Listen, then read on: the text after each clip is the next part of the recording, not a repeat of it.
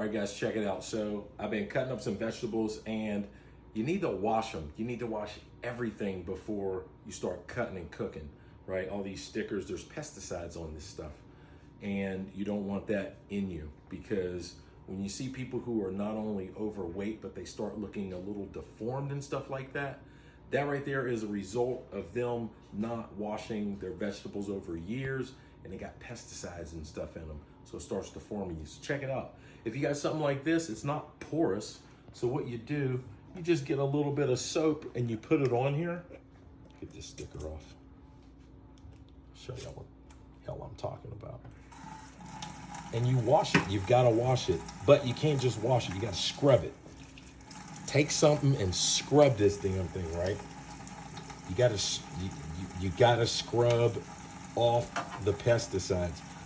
The stores don't do this. They got the little spray or whatever that comes down as a mist. Some of them sound like it's raining. All of that, but you gotta scrub this thing. And if you don't, shame on you.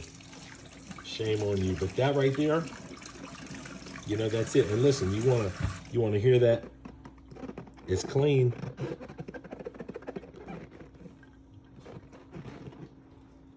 And that is how you wash a vegetable.